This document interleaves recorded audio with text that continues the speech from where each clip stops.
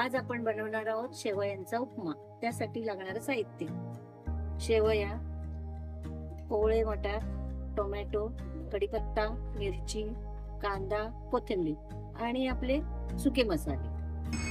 आता आपण या शेवया व्यवस्थित भाजून घेऊया.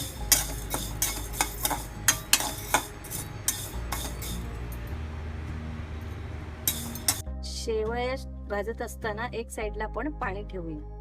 1 कप शेवयांसाठी 1.5 कप पाणी ठेवले. जर आपण पाणी जास्त ठेवलं तर शेवया चिकट होतात आणि कमी ठेवलं तर शेवया शिजणार नाहीत. म्हणून पाणी व्यवस्थित असणं जास्त महत्वाचं आहे. शेवया आता लालसर झाले आहेत, ते आपण काढून घेऊया. आता आपण याच्यामध्ये तेल घालूया. व्यवस्थित तेल घालायचं. तेल तापलेलं आहे. आता त्याच्यामध्ये मोहरी, थोडं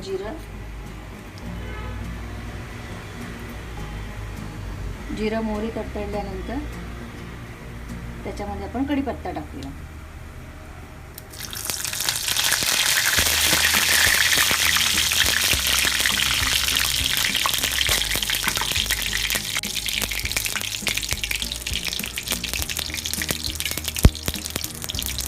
आपण याच्यामध्ये कांदा टाकूया.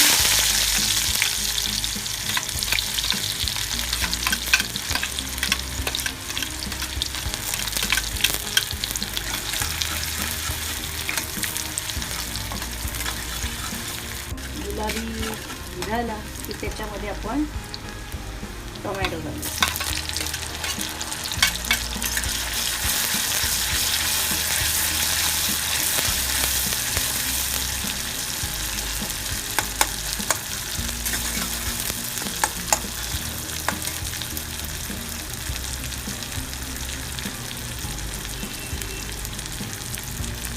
लगेचच मिरची घालून घेऊया.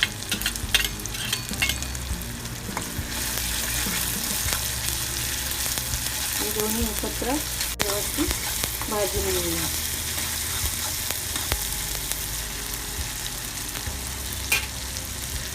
आता आपण याच्यामध्ये 1 चमचा आलं लसूण पेस्ट टाकूया.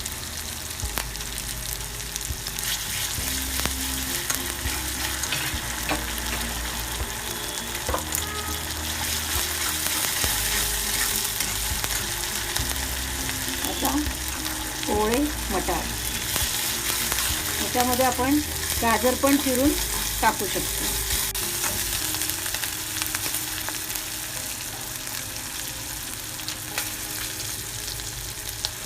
मटार शिजण्यासाठी आपण अर्धा मिनिट झाकण ठेवूया.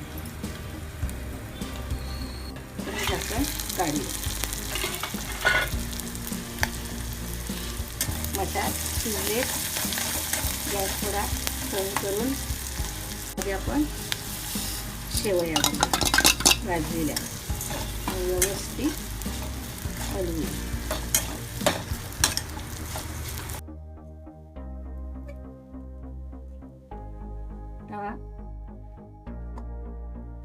आपण थोडे सुके मसाले घालू. हळद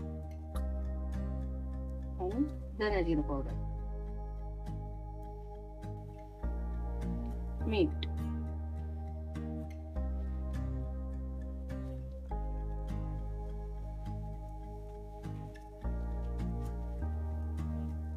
आपण हे उकळी आलेलं पाणी त्याच्यामध्ये टाकूया.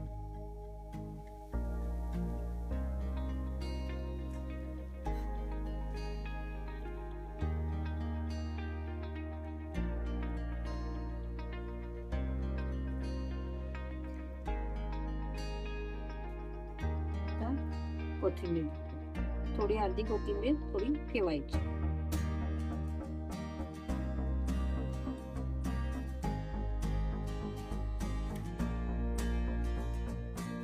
गॅस मीडियम, थोडा मोठा करून मीडियम पेक्षा थोडा गॅस मोठा करून त्याच्यावर आपण 1 मिनिट झाकण ठेवूया. आता आपण त्याला हलवून घेऊया. आणि परत थोडा वेळ झाकण ठेवूया.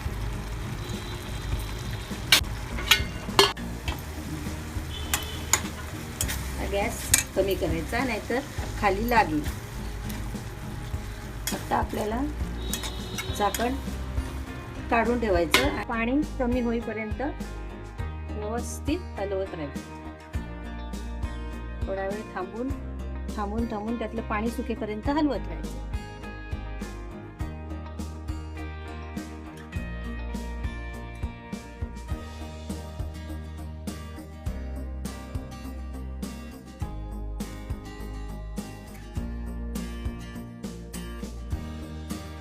तर आपला शेवईचा उपमा झालेला आहे.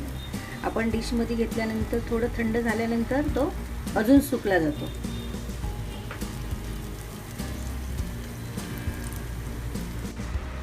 आपण उरलेली कोथिंबीर टाकून गार्निश करू.